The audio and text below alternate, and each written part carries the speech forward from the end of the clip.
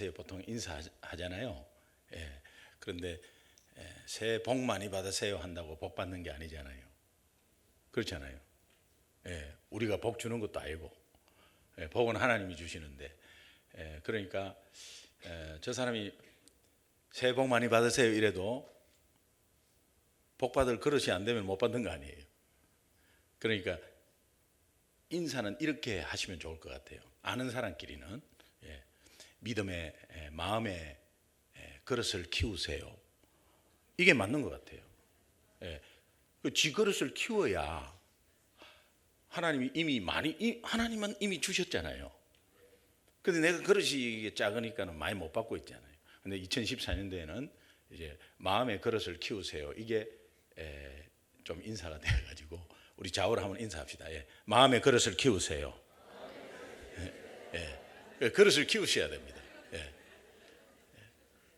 그리고 또 한 분만 더 인사합시다. 오늘 참 주말인데 이 귀한 자리에 또 TV 앞에 앉아 있지 않고 오늘 이 기도의 자리에 나온 여러분을 참 주님의 이름으로 축복하는데 서로 이렇게 인사합시다. 손을 한번 이렇게 하셔가지고 좌우로 보면서 너무 좋습니다. 이렇게 서로 인사하는데 너무 좋습니다. 할 때 이렇게 압축하면서 바르르 떨면서요. 너무 좋습니다. 좌우로 시작.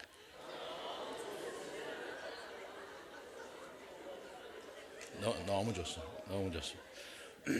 제가 2년 8개월 전에 이렇게 교회 개척을 했는데 교회 개척하니까 집회를 못 나가겠더라고요. 사실 교회 개척하고 집회 나간다는 게 또 말이 안 되고 참 오래간만에 이렇게 강단에 섰습니다. 그 전에는 제가 한 1200개 교회를 다닌 것 같아요. 그래서 나라별로 하면 한 60개국 정도 되는 것 같고 또 미국에서는 50개 중에 48개 주 정도 이렇게 다닌 것 같아요. 세계 방방 곳곳에 한인 교회들이 있어요. 그리고 우리 한국 사람은 건면하고 성실하고 또 열심이라 이 돈 되는 곳은 다 있어요. 돈 되는 곳은 다 구석구석 들어가 있습니다. 그리고 너무 감사한 것은 하여튼 들어가서 조금 모였다면 교회를 시작해요. 서로 싸워서 그렇지 교회를 시작해요. 이 정말 감사한 거죠. 감사한 거죠. 근데 한인 교회가 다 있습니다. 그런데 제가 하나님의 은혜로 하나님의 이름으로 정말 그냥 어떻게 다니겠어요. 그런데 주님의 은혜로 한번 다녀보면 도저히 제가 만나지 못할 분들도 만나요. 너무 성공하시고 너무 훌륭하시고 또 믿음의 딱 반석에 자리 잡힌 분들, 너무 훌륭하신 분들을 많이 만나요. 정말 한국을 빛내고 주님의 영광을 드러내는 사람들이 굉장히 요소요소에 있습니다. 너무 감사해요. 제가 사역을 하지 않고 주님의 일을 하지 않았다면 어떻게 저런 분들을 만날 수 있겠나 할 정도로 너무 감사해요. 그런데 혹 가다가 간혹 좀 답답한 분들을 간혹 가다가 만나게 돼요. 이 아닌데 막 기라고 우기고 이런 사람이 있어요. 목소리가 막 큰 거지 그냥. 좀 안타까워요. 분명히 저거는 아닌데 자기가 맞다고 막 우기는 분들이 간혹 가다가 있습니다. 예를 들면 몽고 반점이 중국 음식점이라고 우겨요. 몽고 반점은 애들이 태어나면 시퍼런 거 이거 몽고 반점이라 그러는데 이 중국 음식점이라고 우기고요. 그 다음에 이 의학새 있잖아요. 의학새. 이 의학새가 새라고 우기는 거야. 새라고 우겨요. 그 봤냐 하니까 봤대요. 그 어떻게 생겼냐니까 까마귀보다 조금 크다고 그래. 여러분 의학새는 억새풀의 사투리입니다. 억새풀. 솔직히 몰랐던 사람 한번 손 들어보세요. 집회를 나와야 돼요. 이 의학새가 왜 새가 아니고 억새풀이냐. 근데 억새풀의 사투리를 의학새라 그래요. 근데 이게 옛날에 고복수 선생님의 노래가 있어요. 노래가. 그 노래가 그 노래 때문에 센 줄 알아요. 노래 모르세요? 알아요? 예, 모르는 분을 위해서 잠깐 소개하겠습니다.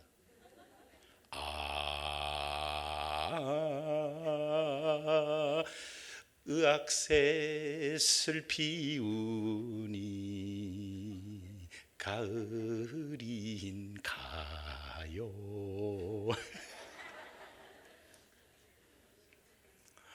기나긴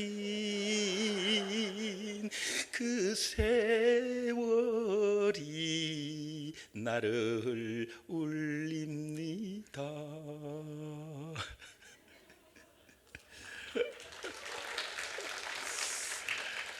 여울에 아롱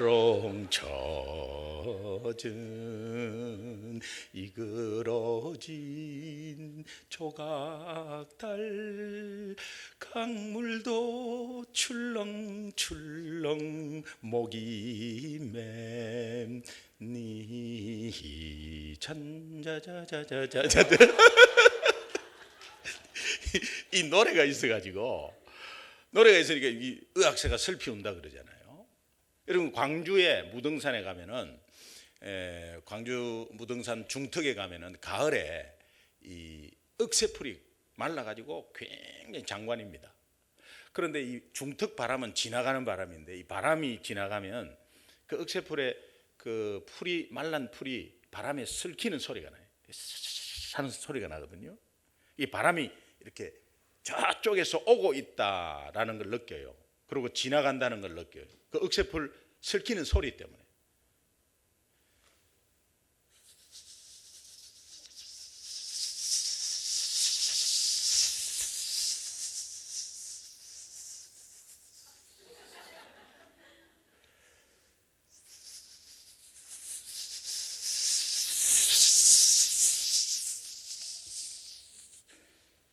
저쪽에서 불어갖고 이렇게 지나가는 그것을 작사가가 듣고 이 슬픈 노래처럼 그래서 의악새 슬피 우니 요거는 꼭 가을에만 있는 현상이에요. 가을인가요? 이거를 이제 보았다고 하니까요. 근데 까마귀보다 더 크다고 하니까 답답하죠. 근데 저는 더 답답한 것이 이 믿는 사람끼리 만났을 때 저분은 분명히 하나님의 사랑을 받고 있거든요. 저분은 분명히 하나님의 사랑을 받고 있는데 그 하나님의 사랑이 뭔지도 모르고 교회를 다니시는 분은 굉장히 답답해요. 하나님의 사랑을 받고 있는데도 그 사랑이 뭔지 느끼지도 못하고 감격도 없고 분명히 예수 믿는다고 교회는 나오지만 교회는 나오고 있는데도 그분의 삶이나 마음을 보면 하나님의 사랑을 모르니까 감격이 없는 거지. 하나님의 사랑을 알면 도대체 저렇게 있으면 안 되거든요. 하나님의 사랑을 진짜 알면 그렇게 있으면 안 되거든. 안 되는데 모르고 있으니까. 그걸 모르니까. 그러니까 목회자 입장에서 굉장히 답답하죠. 그러나 하나님은 얼마나 더 답답하실까? 그러나 하나님은 그것을 인내하면서 우리를 기다리시잖아요. 그 자체가 또 사랑이라. 생각하면 사랑은 사랑으로, 은혜는 은혜 위에 더 은혜고 사랑 위에 더 사랑이고 끝이 없는 하나님의 사랑을 다시 한번 느낄 수 있는데 우리가 먹고 살기 바빠서 또 여러 가지 상황적으로 또 여건상 어려워서 이 사랑을 잊어버리고 있는 것에 얼마나 답답한지 모르겠어요. 그래서 저는 오늘 이 짧은 시간에 여러분들하고 같이 하나님의 사랑에 대해서 잠깐 좀 같이 하나님의 사랑 모르는 분이 어디 있어요? 교회 다니면서 하나님의 사랑 모르는 분이 어디 있어요? 그런데 삶은 하나님의 사랑을 모른단 말이에요. 머리로는 다 알고 있어요. 근데 삶 자체를 보면 몰라요. 알면은 절대 저럴 수가 없어요.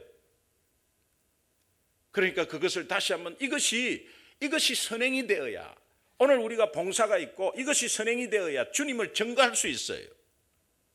이것이 선행이 되어야 내 기도를 하나님이 받으시는 거예요. 이것이 선행이 되어야 내 신음소리를 하나님이 듣고 계시는 것을 내가 깨달을 때 그때 내 마음이 뜨거워진다고. 내가 너희를 사랑한 것처럼 너희도 이웃을 사랑하라. 그 사랑이 무엇이겠어요? 하나님이 우리를 사랑하는 그 사랑이 어떤 사랑이겠어요? 우리를 구원하시려는 영혼 구원의 사랑. 영혼 구원이라는 것은 여러분 이 땅에서 오늘 이 시간 즉시 예수 믿는다면 우리가 천국 가는 티켓을 가지고 있는 것이 아니라 천국 가는 기차를 타버리는 거예요. 티켓을 가지고 있다가 기차 출발해가지고 못하면 어떻게 해요? 예수 믿는 것은 천국 가는 기차 티켓을 가지고 있는 게 아니에요. 예수 믿는 것은 오늘 이 시간부터 천국행 기차를 타버리는 거예요. 그래서 이 땅에서 하나님의 은혜를 누리고 이 땅에서 하나님의 인도와 보호하심을 누리고 성령께서 우리를 도와주시는 것을 체감하면서 천국이 어떤 것이라는 것을 이 땅에서 만끽하고 누리면서 드디어 하나님 기다리시는 그 천국으로 골인하는 거예요. 그러니까는 예수를 빨리 믿으면 믿을수록 더 좋은 것이 그런 것입니다. 그런데 예수 믿고 있는데도 그것을 모르고 있다는 것은 뭔가 지금 티켓을 가지고 천국 기차에 올라 있지 않았거나 아니면 천국 기차 안에 있는데도 이게 천국 행인지 모르는 행인지 아닌지도 구분 없이 그냥 타고 있는, 아무 생각 없이 타고 있는 이제 그런 우리의 상황이 아닐까, 다시 한번 되새겨보는 그런 시간이 좀 됐으면 좋겠어요. 하나님의 사랑을 가장 잘 표현하는 이야기가 너무도 우리가 잘 아는 아브라함과 이삭의 이야기잖아요. 우리의 수준을 하나님이 아시고 부모와 자식 간의 사랑을 그렇게 설명을 하면서, 그러면서 하나님 아버지와 하나님 자녀의 사랑을 이렇게 생각해 보도록 만드는 것이 아브라함과 이삭의 사건이에요. 창세기 22장에 정말 100세 때 얻은 이 이삭을 거미야 오기야 키웠습니다. 그런 가운데서 다 키워 놓으니까 하나님이 태워 죽이는 제물로 바치라는 거예요. 하나님은 우리를 망하게 하실 분은 아니고 하나님은 우리를 부하게 하고 흥하게 하시는 분이고, 그렇잖아요. 인자가 온 것은 양으로 생명을 얻게 하고 더 풍성하게 하는, 도둑은 도둑질하고 죽이고 멸망시키는 것이지만 인자는 우리를 생명을 얻게 하고 더 풍성히 얻게 하는 분인데, 하나님은 우리를 더 부하게 하시는 분인데 왜 병주고 약주나 100세 때 아들을 줬다가 이제는 데려가려고 제물로 바치라 그러나? 그러나 아브라함에게는 믿음이 있었어요. 어떻게 해서든 하나님이 좋은 것으로 주실 것이라는 믿음이 있었어요. 그러나 그 말을 듣는 과정 속에 밤새 고민을 합니다. 내 손으로 죽여야 되고 내 키운 내 아들을 제물로 내 손으로 죽여야 되고 제물로 바쳐야 되는 이런 고민이 시작된 거예요. 아침 일찍 나와가지고 이삭하고 같이 이 하인들하고 같이 이제 준비해서 모리아산에 제단으로 올라갑니다. 가는 길에 이제 준비하고 가는데 이삭이 드디어 뜨끔한 질문을 하나 하게 되죠. 그것은 아버지, 평상시에는 제단에 제사 지내러 가는데 장작도 있고 장작 위에 태울 제물을 가지고 갔는데 왜 이번에는 제물을 가지고 가지 않습니까? 그때 아브라함이 제물은 너다 라고 말한다면 이삭이 아버지 혹시 노망 들었어요? 아니면 아버지가 잘못 들었을 거예요. 하나님은 그런 분이 아니라고. 그렇게 하면서 안 갈 수 있으니까. 그런데 내가 이 아이에게 어떻게 설명을 해야 되나 라는 고민을 하면서 내가 내 키운 새끼를 내 손으로 죽여야 된다는 이 엄청난 딜레마에 빠져서 고민하고 있는 차에 딱 그 질문이 들어왔어요. 아브라함이 굉장히 고민을 하면서 그러나 믿음 가운데서 올라가면 하나님이 준비해 줄 거다, 제물은. 그러면 이삭은 이상하네요. 뭐를 준비한단 말입니까? 뭐를 준비하는지 아버지 한번 생각해 보셨어요? 우리가 이때까지 그런 적이 없었잖아요. 이렇게 계속 이야기를 해야 될 텐데 한 번 딱 질문하고 끝나버려요. 그러니까 더 이상 질문을 안 하는 아들을 보면서 아버지가 이놈 혹시 알고 있는 것 아닌가? 지가 재물임을 혹시 알고 있는 것 아닌가? 그러면 알고 있다면 이야기 안 하는 것은 뭔가? 오히려 이놈이 아버지를 위해서 아버지가 더 걱정할까 봐 오히려 이야기하고 있지 않는가? 이런 생각을 또 아버지가 하니까 이 너무 가슴이 찢어지는 거예요. 그렇다고 솔직하게 다 이야기할 수도 없고, 그러나 말 없이 스스로 이렇게 짐작하면서 말 없이 올라갑니다. 하인을 밑에 두고 정말 이제 모리아산 정상까지 올라가서 이제 제단을 쌓고 이제 제물을 드리려고 하는 급판에 아브라함이 이삭을 포박을 합니다. 이삭아, 미안하다. 사실은 하나님이 너를 제물로 드리라 그랬다. 미안하다고 막 포박을 하는 그 상황 속에 이삭이 아버지 결국 나였군요 하면서 반항하지 않았어요. 가만히 있었습니다. 그 가만히 있는 아무 대꾸도 안 하고 대항도 안 하는 그 아들을 보면서 아브라함이 포박을 하면서도 이놈이 알고 있었구나. 아버지의 마음을 헤아려서 오히려 아버지가 고민하는 것을 더 헤아려서 이놈이 알고 오히려 말을 안 했구나. 그렇게 하니까 더 가슴이 찢어지면서 하나님이 하라니까 하는 거예요. 그러면서 이렇게 포박을 하면서 칼로 이삭을 자기 손으로 죽여야 되는 그 입장에서 눈을 감고 칼을 드는데, 그때 하나님이 아브라함아, 아브라함아, 스탑. 이 이야기를 왜 했겠어요? 하나님이 창세기 22장에 왜 아브라함과 이삭의 이야기에 이 이야기를 했겠어요? 아브라함, 니는 아들을 사랑하지. 하나밖에 없는 아들, 100세 때 얻은 아들, 금이야 오기야 키운 아들 사랑하지. 그 사랑하는 네 아들을 제물로 바칠 때에 네 손으로 죽이려고 했을 때 그 아픔이 얼마나 컸겠나, 그 고심이 얼마나 컸겠나. 아비로서의 못할 짓을 하는 거 아니에요. 아들 입장에서 또 아버지의 마음을 헤아리고 이놈이 또 아무 이야기도 안 하고 그것을 고분고분 순종하는 그 아들을 보면서 아버지는 더 찢어지는 것 아니겠어요? 그런데 이삭은 죽지 않잖아요. 근데 하나님은 무엇을 말하려고 하느냐? 그런 뼈아픈 찢어지는 아비의 마음을 가지고 결국은 네 아들을 죽이지 않았지 않냐. 그러나 나는 너 찢어지는 그 마음을 가지고 내 아들을 죽인다는 겁니다. 나는 죽인다는 거예요. 너희들을 살리기 위해서 독생자 예수를 죽인다는 거예요. 예수는 죽는 줄을 알고 있으면서 순종하는 거예요. 그 순종하는 모습을 하나님이 보시면서도 가슴 아프지만은 인류를 살리기 위해서 눈 딱 감고 외면하면서 죽인다는 겁니다. 나는 죽인다는 거예요. 그래서 내가 너희를 얼마나 사랑하는지를 조금 알겠나라고 하면서 아브라함과 이삭의 관계를 이야기를 하는 거예요.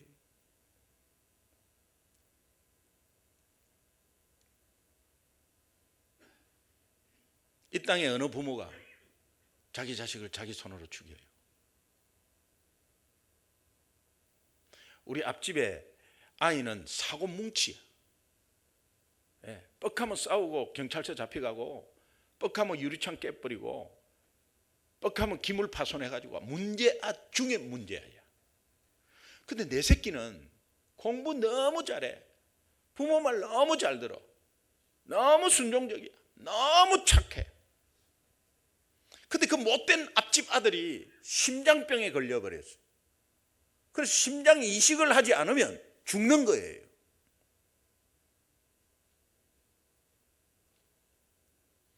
근데 앞집에 아이가 너무 착한데 그 아이 착한 내 새끼를 죽이고 내 새끼 뛰는 심장을 저 못된 사고뭉치 내 앞집의 아이에게 심장을 떼줄 부모가 누가 있겠나 이 말이에요.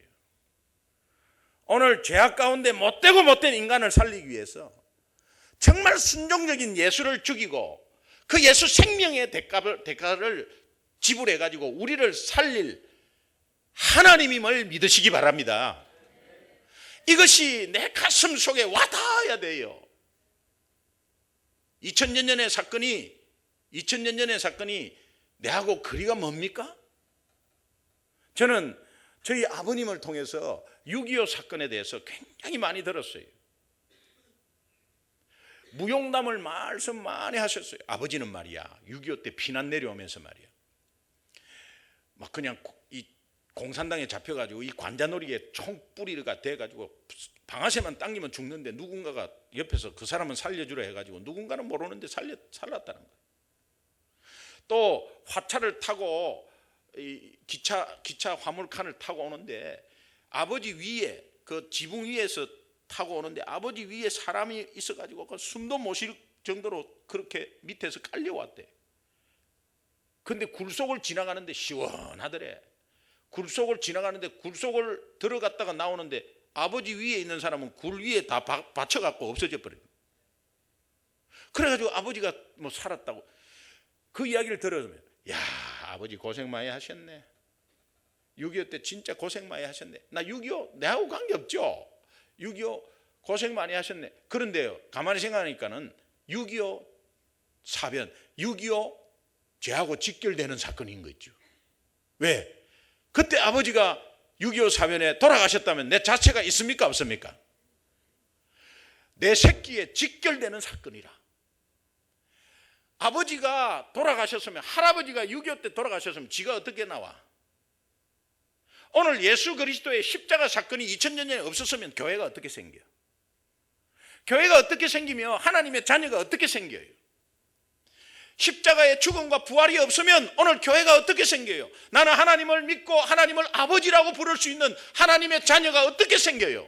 오늘 하나님의 자녀의 모든 하나님의 자녀는 2000년 전의 십자가의 죽음과 부활은 바로 내 사건입니다.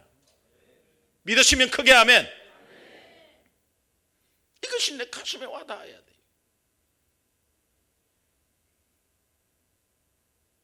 로마서 5장 8절은 이렇게 말합니다. 우리가 아직 죄인 되었을 때, 우리가 착한 일하고 선한 일하고 너무 말 잘 들었을 때가 아니라 우리가 아직까지 죄인 되었을 때에 그리스도께서 우리를 위하여 십자가에 죽으심으로 하나님이 우리에 대한 자기의 사랑을 확정하셨느니라.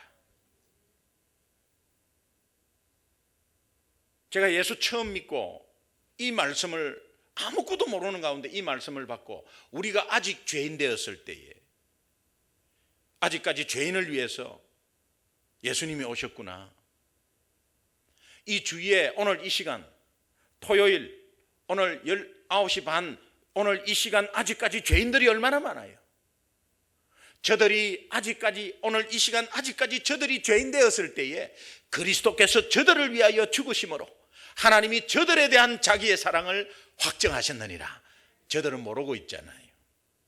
저들을 위해서 왔는데 저들은 모르고 있다. 먼저 믿은 우리는 알고 있잖아요.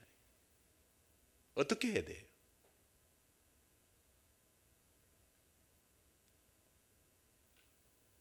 복음의 감격이 있으면 하나님의 사랑의 감격이 있으면 가만히 있을 수가 없는 것이 그것이 정상 아닙니까? 정상. 변치 않는 하나님의 사랑, 부모와 자식 간의 사랑을 비유하면서 우리를 이해하기 쉽도록 그렇게 비유하면서 그거보다도 월등하신 하나님의 그 사랑을 다시 한번 우리에게 이야기하고 그 하나님의 사랑이 영혼 구원의 사랑, 영혼 사랑이라는 것. 따라합시다. 영혼 사랑. 영혼 사랑. 이 영혼 사랑을 액셉트하고 받아들인 분을 하나님의 자녀라고 해요. 영접하는 자고 그 이름을 믿는 자들에게 하나님의 자녀된 권세를 주셨다. 이 권세, 엑수시아라는 권세, 남을 살릴 수 있는 능력을 말해. 오늘 우리는 여건이 힘들고 아니면 초라하고 실패하고 아니면은 우리가 학벌이 좋지 않고 아니면은 늘 열등감에 있고 그러나 내가 하나님의 자녀라면 남을 살릴 수 있는 권세가 있다는 것을 믿으시기 바랍니다. 하나님은 분명히 말씀하셨어요. 예수님을 영접하는 자는 그에게 권세, 하나님의 자녀의 권세가 뭐냐? 하나님의 자녀는 남을 살릴 수 있다 이 말이에요. 내 자신을 열등감 있게 나는 못해요. 아무것도 못해요. 나는 못해요. 나는 그래서 연약해요. 이렇게 하지만 그것이 오히려 겸손한 고백이 아니라 그것이 오히려 열등감 속에 교만한 고백이에요. 하나님이 나와 함께 있다면 할 수 있지 않습니까? 그것은 여건 환경에 관계없지 않습니까? 그러니 힘들어도 어려워도 내가 직장 생활에서 직업을 찾지 못해서 아니면 수입이 좀 덜해서 어려워도 나는 하나님의 자녀라는 거예요. 하나님의 자녀는 남을 살릴 수 있는 권세가 하나님으로부터 온다는 거예요. 이것에서 확신하시고 일어서시기 바랍니다. 예. 그 다음에 사도행전 1장 8절에 성령이 너희에게 임하시면 너희가 권능을 받고, 이 성령이 너희에게 임하시면, 이 말은 예수 믿으면 하는 거와 똑같지 않습니까? 예수 믿으면 하나님의 영이 함께 있음을 믿습니다. 네 몸이 하나님의 성전인 것과 하나님의 성령이 네와 함께 있는 것을 알지 못하느냐? 성령이 너희에게 임하시면, 예수 믿으면 똑같은 말이에요. 너희가 권능을 받고, 예수 믿으면 권능을 받고, 이 권능이 두나미스라는 거예요. 이 두나미스라는 것이 파생된 단어가 두 개가 있어요. 그 하나가 다이너마이트예요. 다이너마이트는 큰 바위에 구멍을 뚫어가지고 그 바위를 깨는 거 아니겠어요? 폭탄 조그마한 걸 구멍에 넣어가지고 터지면 바위가 깨져버리는 거예요. 오늘 태산 같은 큰 바위가 내 앞에 있더라도, 오늘 인생의 큰 문제가 내 앞에 있더라도 나는 할 수 없어요. 사람의 지식은, 경험은 절대로 할 수 없어요. 어떠한 파워도 정계에서도 할 수 없어요. 이것도 할 수 없고 저것도 할 수 없어. 그러나 하나님의 자녀의 권능은 그 큰 바위를 깨버린다는 거예요. 하나님이 하신다는 겁니다. 이것을 믿으십니까? 그러면 네 믿음대로 되는 거예요. 이것이 신앙입니다. 여러분, 신앙과 미신의 차이가 어디에서 오는 거예요? 기복신앙은 미신 아니겠어요? 복복복 비는 거는 미신 아니겠어요?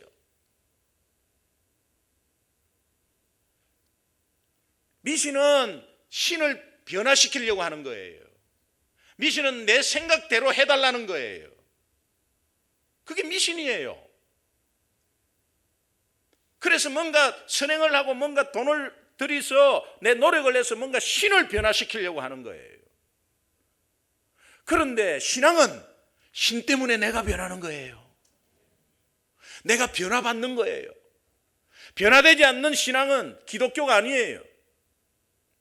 내 자신이 어제 다르고 오늘 다르고 내일 달라야 하는 겁니다. 변화되지 않으면 안 되는 거예요. 그러나 그 변화는 내 스스로가 내가 변화해야 되겠다는 의지도 중요하지만 하나님의 능력이 우리를 변화시켜 주실 줄 믿습니다. 그러니까 너희에게 권세를 주고 권능을 주신 것. 이 두나미스가 다이너마이트 파생됐고, 하나는 다이내믹이 뭐예요? 활기찬 거 아니에요? 활기찬 것. 내 인생이 아무리 좀 지금은 실패자처럼 초라하더라도 예수 믿는 나는 활기차야 되는 거라. 그러니까 항상 웃어야 되는 거예요. 그리고 항상 긍정적이고, 예. 부정적인 거는 결국은 불신앙과 원망이 열매예요. 그러나 긍정적인 거. 왜 긍정적이라야 하느냐? 저게 이 밖에서 말하는 긍정적인 생각을 하라고 하는 그런 세뇌하는 거와는 달라요. 예. 우리가 긍정적으로 되어야만 하는 것은 하나님의 권능 때문에 그래요. 하나님의 권능이 우리와 함께 있기 때문에 우리가 긍정적일 수밖에 없어요. 왜? 부정적인 상황이지만 하나님이 해결해 주신다는 믿음이 긍정적이니까. 하나님이 할 수 있다는 게, 집사님 돼요. 집사님 걱정하지 마세요. 집사님 하나님이 계시잖아요. 하나님은 독생자 아들을 우리를 살리려고 내어주신 분이에요.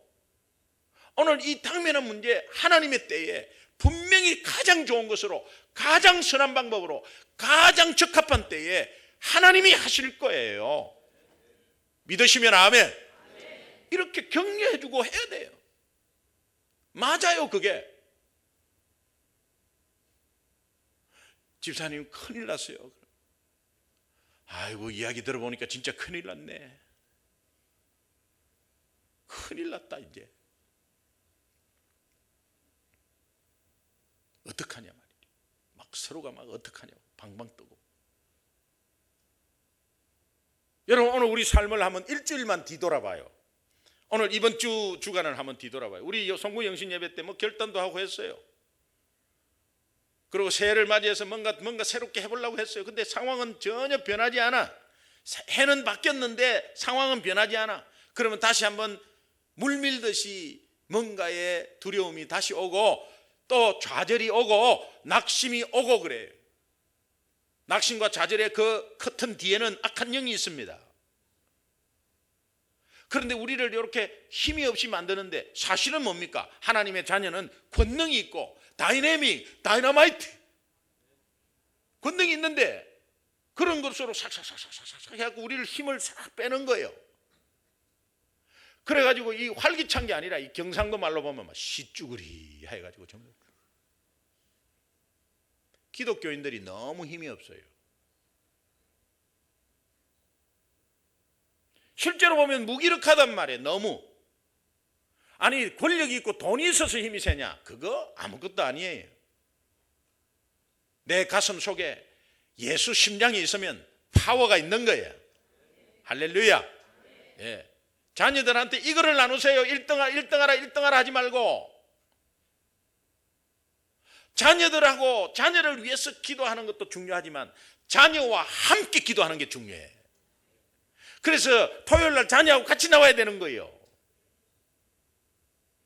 그래, 니는 공부해라. 엄마는 뒤에서 기도할게. 그것도 좋아요. 근데 자녀와 같이 기도하는 게 그게 중요해요. 자녀가 여러분이 최고 고민이 많은 게 20대가 가장 고민이 많아요. 아니 뭐 젊은 것들이 무슨 고민이 있나? 아닙니다. 훨씬 많습니다. 여러분이 20대를 모르세요? 20대를 겪지 않았습니까? 청년들이 고민이 훨씬 많습니다. 여러분, 청년들이 고민이 많아요. 그 고민을 구체적으로 생각해 보셨어요? 부모들은 아빠 때는 말이야 계속 그렇게 이야기해요. 아빠 때는 아빠 때지.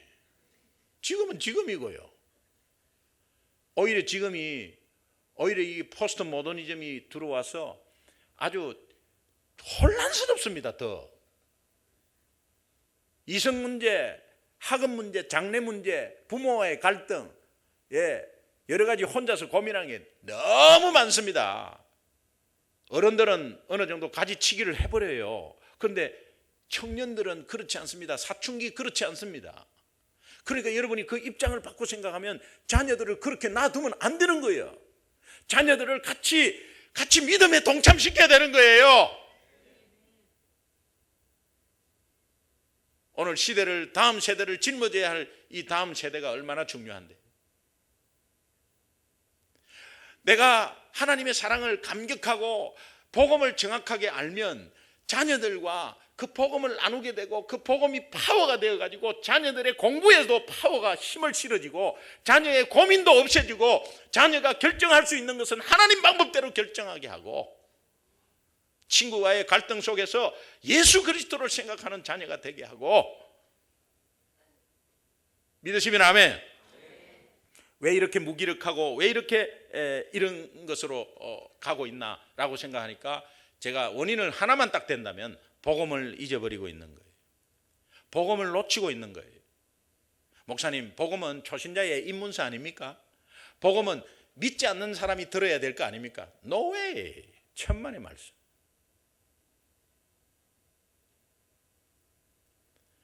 여러분이 복음을 깨닫지 못하고 복음을 알지 못하고 신앙생활하면 그때부터 내 의가 드러나고 인정받기를 원하고 섭섭병이 걸리고 그리고 토라져서 시험받고 복음을 알고 우뚝 선 자는 어떠한 풍파가 와도 그것을 이기게 돼요. 그럼 복음이 얼마나 중요해요. 근데 복음은 우리가 너무 많이 들었거든. 복음 너무 많이 들었거든. 그러니까 다 알고 있는 것으로 착각을 해요. 오늘 로마서는 복음을 가장 잘 표현하고 있는데 여러분, 이 사도 바울이 로마서를 쓸 때에 복음에 대해서 이야기할 때에 안 믿는 자에게 이야기한 건 줄 압니까? 로마에 있는 크리스찬들에게 이야기한 거예요. 할 수 있는 대로 내가 너희들에게 복음 전하기를 원한다 하면서 오늘 본문 말씀에 복음을 내가 부끄러워하지 아니한다. 예수 믿으십니까? 뭐 이렇게 할 때 조금 나 부끄러워서 그런 의미가 아니에요. 복음을 부끄러워하지 아니한다 이 말은 복음을 정확하게 알고 있고 복음을 확실하게 머리로 알고 내 가슴으로 느끼고 실천해서 행동으로 옮기고 삶에 적용하고 지정의로 내가 복음을 완전히 소화해서 알고 있다는 거예요. 여러분 그렇게 알고 있으세요? 그것이 먼저예요. 그것이 본질이에요. 교회는 그것이 본질이에요. 그 본질이 베이스가 탄탄해야 그래야 반석 위에 지은 집이 되잖아요. 신앙생활을 너무 많이 하고 있는 분에게 복음을 아세요 하면 기분 나빠해요. 그러나 실제로 가보면 내가 껍데기인지 알맹이인지를 알 수가 있어요. 여러분 스스로 한번 판단해 보세요. 내가 지금까지 껍데기 신앙인가 알맹이 신앙이었는가? 복음을 알고 있어야 돼요. 제가 교회 이렇게 다니시면서 이렇게 여쭤봤어요. 또 우리 성도님들에게 여쭤봤어요. 복음이 뭡니까? 그래요. 집사님, 복음이 뭐예요?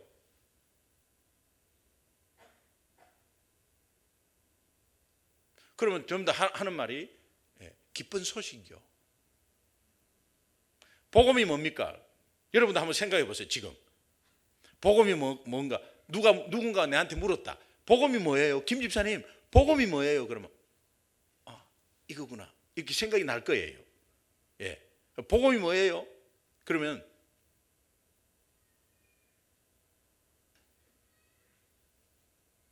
뭐예요? 그래도 어느 정도 이야기하시면 예수님이 나를 위해서 십자가에 돌아가시고 3일 만에 부활한 겁니다. 아니면 어떤 분은 복음은 생명입니다. 복음은 다 맞는 소리예요. 근데 여러분 그것으로 그렇게 알고 있으면 안 되는 거예요.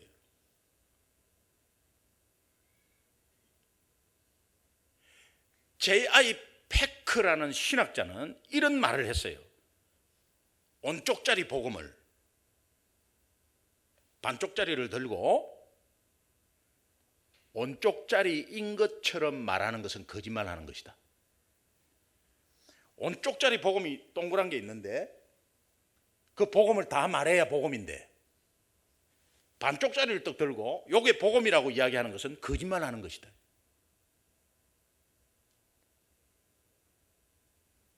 여러분 브로큰 잉글리시라고 있어요. 그 브로큰 잉글리시는 문법이 틀리고 이야기를 못하는 게 아니에요. 영어를 잘 못하면 단문장을 쓰게 돼요. 관계대명사나 인칭대명사나 이렇게 해갖고 쭉 이야기를 길게 하는 것이 아니라 그냥 뚝뚝 잘라서 단문장을 쓰게 돼요. 이거를 브로큰 잉글리시라 그래요. 여러분 브로큰 복음이 되면 안 돼요. 여호와의 증인한테 한번 물어보시면 100이면 100명한테 여호와의 증인이 뭡니까? 이렇게 물어보면요. 여호와의 진짜 이름을 아세요? 하면서 짠짜라짠짠짠짠짠짠짠짠짠짠짠짠 20분을 쉬지 않고 막 이야기를 해요. 오늘 크리스찬들한테 복음이 무엇입니까? 이러면 10분 20분을 막 이야기할 수 있어요.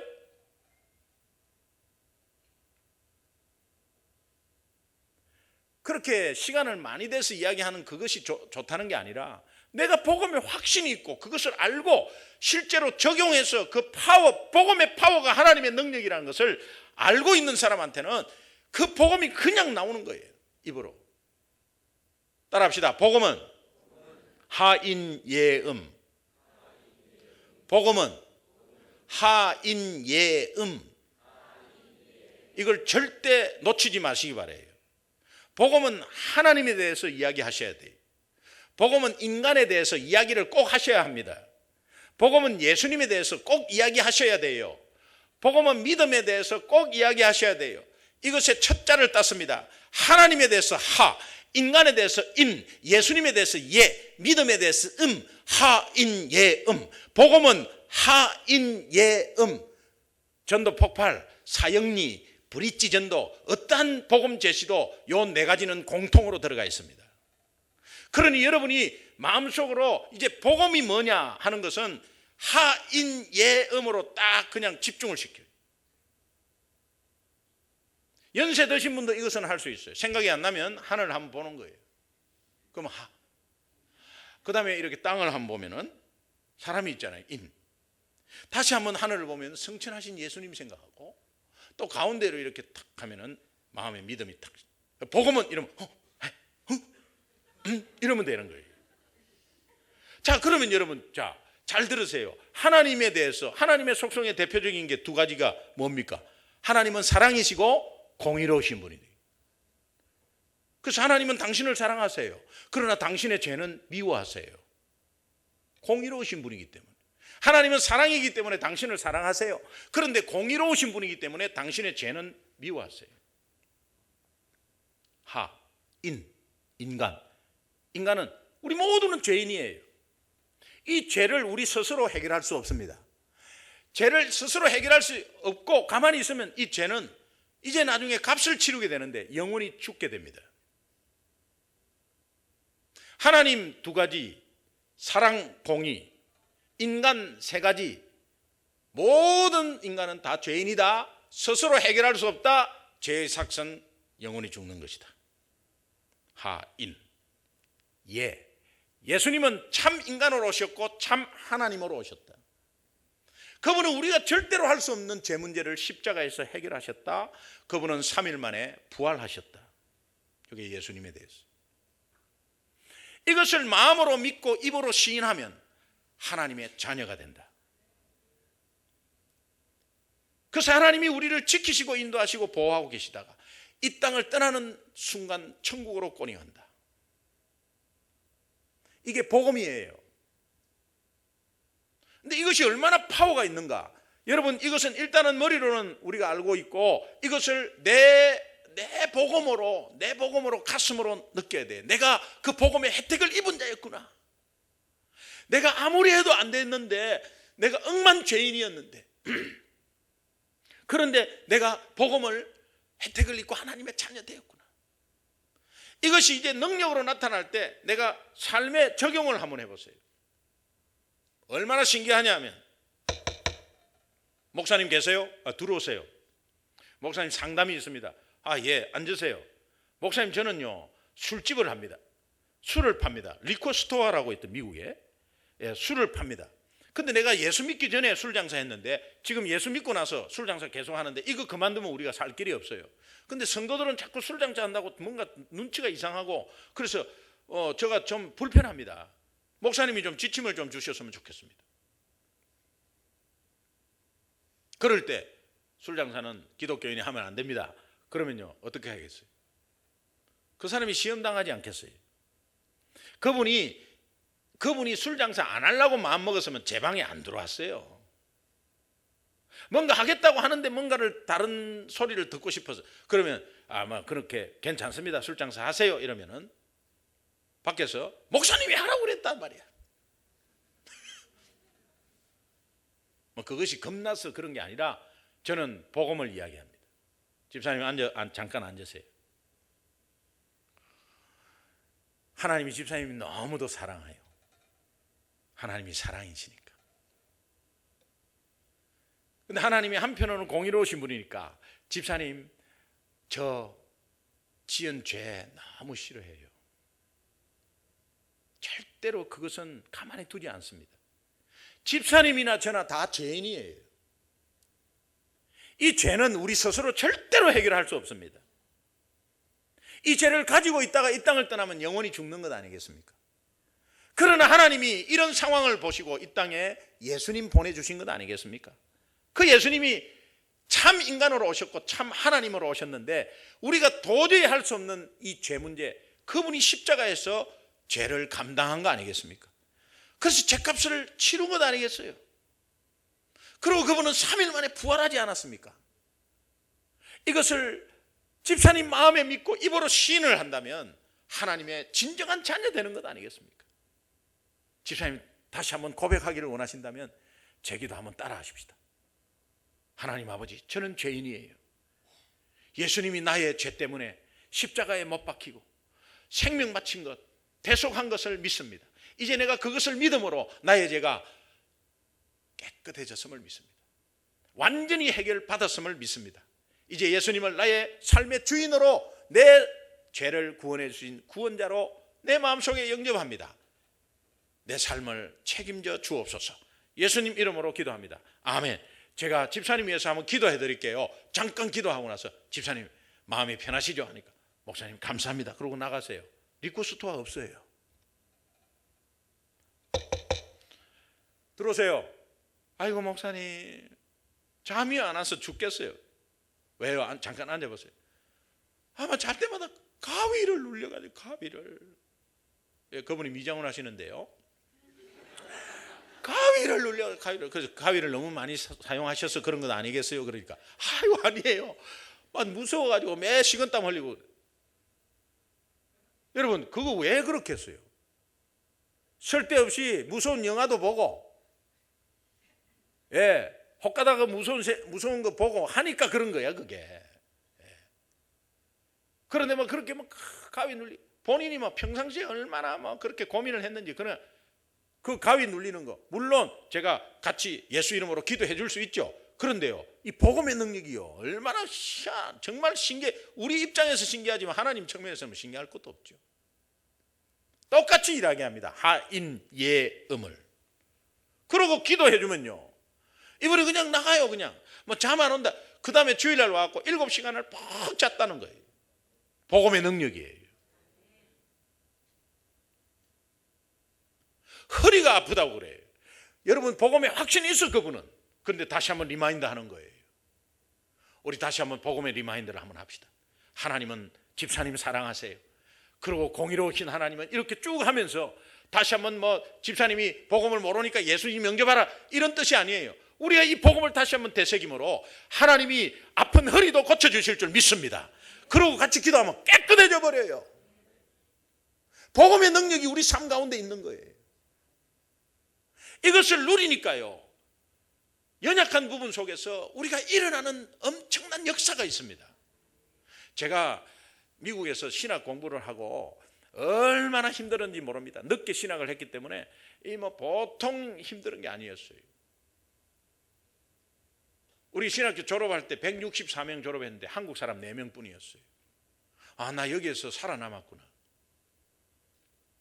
3년 MDB 코스 4년 만에 했는데 그 4년 만에도 뭐 늦게 한 게 아니더라고요. 보니까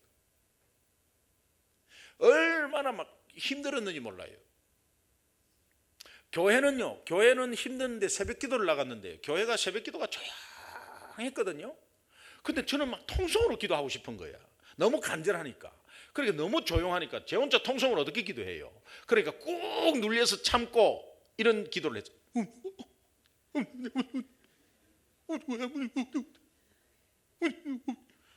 금방 옆에서 툭툭 칩니다. 조용히 하세요. 혼자서 기도합니까? 그래가지고 나가가지고 다른 방에 들어가고 막 혼자 있을 때만 주야 했더니 뒤에서 문이 턱 열리면서 다 들려요. 어떡하란 말이야. 얼마나 답답했는지요. 예. 그리고 막 고구마 전도왕 이 시절에 막 여기저기 초청받고 막 이 교만한 생각에, 예, 그때 너무 힘드니까 내가 신학을 말라고 해가지고 이거 막 그냥 고구마 전도왕으로만 다니도 참 하나님이 사용하는데 이게 지금 내가 말라고 여기 막 이런 후회도 하고요. 내가 미국 와서 뭔 이런 고생을 하고 있단 말이에요. 2001년도에요. 2001년도에 갑자기 미국 들어가 버린 거예요. 제가 집회가 3년치가 밀려 있는데 갑자기 3개월 동안 싹싹 빌었습니다.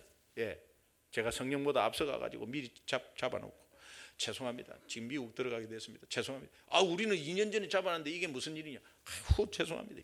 집회 취소하는데 3개월 걸렸어요. 그래가지고 들어가가지고 하여튼 뭐 여러 가지 뭐 상황적으로 그 다 말을 할 수 없어요. 그런데 목사님 굉장히 힘들었을 때 미국 목사님하고 리트릿을 갔는데요. 미국 목사님하고 같이 방을 쓰게 된 거예요. 이분이 개척한 지가 벌써 한 20년 되신 분인데 50명도 안 되는 거예요. 미국 교회도 그런 교회가 있어요. 50명도 안 되는 거예요. 그 50명도 안 되는데 얼마나 밝으신지 말이에요. 그래가지고 이제 잤습니다. 아침에 똑같이 알람 울렸어요. 우리가 6시에 일어나서 다 울렸어요. 이분이 카텐을 쫙 젖히더니 스트레칭을 딱 하는데 첫 마디가 뭐냐? 스트레칭을 쫙 땡큐 로드, 주님 감사합니다. 이게 첫 마디야. 저는 옆에서 같이 기지개를 폈어요. 같이 갔다 가면 제가 먼저 말할 뻔했어요. 무슨 말을 하려 했냐? 아이고 죽겠다 이걸 하려고 그랬어요. 그래서 저쪽에서 땡큐 로드 하길래 보면서 미투 그렇죠. 목사면 다 같은 목사인가? 제가요 물어봤어요. 네가 일어나서 첫 마디가 땡큐 로드 하는데 그게 이분이 이런 말씀을 하셨어. 오늘이라는 것이 하나님이 주신 선물인데 오늘이라는 이 선물을 하나님께 받은 표시를 어떻게 우리가 하겠나? 첫 마디에 하나님께 감사해야지. 여러분 일어나서 누워있다가 턱 일어났다. 깨어라 그렇게 하지 마세요.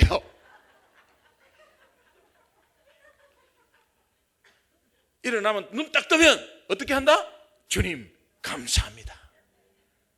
그 감사로 시작하면 감사한 일이 생기게 돼 있어요. 그거 제가 배웠어요. 그러면서 어떤 시인이 이렇게 말했어요. 오늘이라는 것은 앞으로 우리의 남은 삶의 첫날이다. 지금 여러분 오늘 다 새로 태어났어. 그러면 오늘부터 이제 인생이 시작이야. 그러면 여러분이 남은 인생이 10년 남았든 20년 남았든 50년 남았든 간에 앞으로 남은 인생의 오늘은 첫날인 거야. 새로 출발하는 거야. 그러나 어제 어느 사람이 그토록 살고 싶어하고 어제 목숨이 끊어진 그토록 살고 싶어 했던 내일이 오늘이었어. 어떤 사람은 하루만 더 살겠다고 그토록 살고 싶어 했던 그 어떤 사람의 죽어가던 어떤 사람의 내일이 오늘이었어. 오늘은 바로 내 남은 인생의 첫날이야. 하나님께 감사하시기 바랍니다. 이게 복음을 되새기니까요. 그렇게 감사가 나온다는 거예요. 그때부터 제가 도전을 받고 지금까지 아침에 자다 일어나면 아무리 부부싸움을 해도 막 땡큐로 다 풀어져 버려 진짜. 예. 오늘 우리는 감사할 조건도 너무 많은데요. 예. 복음을 되새겨야 감사가 되는 거예요. 복음을 되새기지 않으면 그 감사는 세상 감사와 비슷한 거예요. 그러면 그 감사가 결국은 내 또 의가 돼버리고요. 예, 내가 잘났어. 아니면 지금까지 열심히 했어. 아니면 내 새끼 때문에. 예. 아이가 참 좋은 대학 들어갔습니다. 하나님의 은혜죠. 그러면 그거로 끝나면 되는데 하나님의 은혜죠. 그런데 열심히 했어요 제가. 그 이야기를 안 해야 되는데 열심히 할 수 있는 모든 여건 환경 건강을 누가 줬어요? 그럼 하나님의 은혜로 딱 끝나는 거예요. 그게 모든 게. 그런데 하나님의 은혜죠 하면서요. 저놈이요 2시까지 잠을 안 자고 열심히 했어요. 그건 뭡니까? 결국은 자식 자랑을 하고 싶은 거예요. 네. 오늘 우리가 받은 게 얼마나 많은데 그것을 복음을 되새기지를 못하니까 그것을 놓쳐버리는 거예요. 여러분 남하고 비교할 필요도 없어요. 호떡 장사가 있었습니다. 호떡을 팔고 있는데 어떤 아저씨가 와서 호떡 얼마입니까? 하나에 1,000원입니다. 그래갖고 하나를 싸가지고 줄라니까 아주머니 됐습니다. 많이 파세요. 호떡 1,000원짜리 하나 떡 나놓고 가는 거예요. 그 다음날 이분이 출근하면서 들어와갖고 호떡 장사 아주머니에게 1,000원을 떡 놓고 많이 파세요. 이러고 간단 말이에요. 그래가지고 계속 매일매일 그냥 1,000원을 많이 파세요. 많이 파세요. 이렇게 인사하고 가는 거예요. 1년 내내 그렇게 했어요. 너무 감사했죠. 새해가 와가지고 연이 바뀌어가지고 새해가 왔어요. 새해가 왔는데 변함없이 이 신사분이 호떡 장사 아주머니에게 1,000원을 나놓고 새해도 많이 파세요 하고 그냥 갔단 말이에요.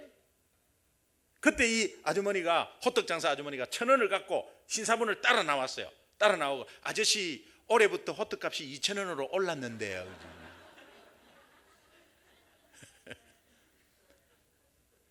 우리의 신앙이 그렇다는 거예요. 하나님이 매일매일 뭔가 주는데 더 달라는 거예요. 여러분의 삶은 어떻습니까? 오늘 이 본문 말씀이 내가 복음을 부끄러워하지 아니하노니 확실히 안다는 거예요. 복음은 뭐다? 하, 인, 예, 놓치지 마시기 바래요. 여러분 이것을 자녀에게 가서 한번 물어보세요. 네 복음이 뭐라고 생각하냐? 복음을 엄마한테 한번 말해봐라. 어떤 교회 오래 다닌 자녀는 아빠 이럴 거예요. 왜? 뭐 알고 있는 걸 왜 묻냐 이거예요. 한번 말해봐라고 그래요. 하인 예언을 정확하게 이야기하는지.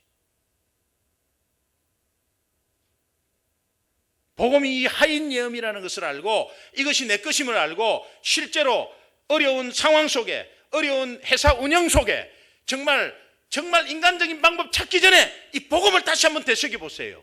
그러면 평안이 올 거예요. 그러면은 판단 능력과 통찰력이 생겨요. 그러면은 요렇게 하지 않아요. 전체가 다 보여요. 하나님이 이 복음의 능력은 하나님의 능력이기 때문에 그것을 내가 체크하는 가운데서 하나님이 하신다는 그 마음에 제가 모든 가지고 있는 짐이 내려놓게 되면 내 마음이 편하는 거예요. 이 복음은 하나님의 능력이다. 모든 구원을 주시는 하나님의 능력이다. 이 복음이 자체가 능력이다. 그러면서 먼저는 유대인에게요, 또한 헬라인에게다. 이 복음의 방향성을 가르쳐 주고 있죠. 내가 깨닫고 있으면 그때부터 이웃에게 전해줘야 된다. 17절에 이 내가 복음을 부끄러워하지 않지만 결국은 이 복음이 하나님의 능력 가운데서 복음에는 하나님의 의가 나타났다. 복음 자체에 하나님의 의가 나타난 거예요. 하나님의 의가 어떤 의예요? 하나님의 의의 수준을 말해요. 하나님의 의의 수준은 완전. 예. 그런데 복음에는 그 완전한 수준이 나타났다는 거예요. 하나님의 이 의의 수준을 이 특별 계시로 우리가 율법을 하나님이 주셨지 않습니까? 이 율법을 다 지키면 하나님처럼 된다는 거예요. 하나님과 같다는 거예요. 그럼 율법, 큰 율법, 작은 율법 다 613가지인데 그 613가지를 다 지킬 목사님도 안 계실 분들은 이 율법을 지키려고 노력하면은 여러분 암에 걸리는 거 아시죠? 율법은 지키라고 준 것이 아니라 율법 앞에서 죄인임을 깨닫게 하는 거예요. 우리의 연약함이 적나라하게 드러나는 거예요. 그러니까는 그 율법에 어긴 거에 대한 페널티가 있는데 그 페널티를 모두 예수님이 다 감당하셨다 이 말이에요. 그러니까 감당을 했으니 그것을 믿음으로 인해서 우리가 그 율법을 다 지킨 것처럼 쳐주겠다는 겁니다. 그러니까 이게 얼마나 은혜인지. 복음에는 하나님의 의가 나타나서 믿음으로 믿음에 이르게 하나니 믿음이 굉장히 중요해요. 기록된 바 의인은 믿음으로 말미암아 살리라 함과 같으니라. 오늘 정말 우리가 정말 죄악 가운데서 완전히 죽고 영원히 죽어야 되는데 예수님이 십자가에서 우리 모든 죄를 대신 우리가 지키지 못하는 율법 어떻게 다 지켜요? 마태복음 5장에 보면은 이 산상수훈에서 율법 재해석한 거를 한번 보면요. 예. 여러분 뭐 이게 남은 길이 없어요. 613가지가 아니라 대여섯 가지도 못 지킵니다. 왜 그렇습니까? 오른팔이 잘못하면 오른팔을 찍어버려요. 왼 다리가 다리 잘못하면 다리 잘라버리고. 그러면요 우리가 몇 개 잘못하면요 남아나는 게 없어요. 남아나는 게 없어요. 근데 오늘 그대로 붙어 있고 이 사지가 멀쩡해서 다니고 있는 게 이게 은혜 중에 은혜예요. 하나님이 다시 기회를 주시고 살려주신 거 아니겠어요? 그러면서 우리를 의인으로 쳐주는 겁니다.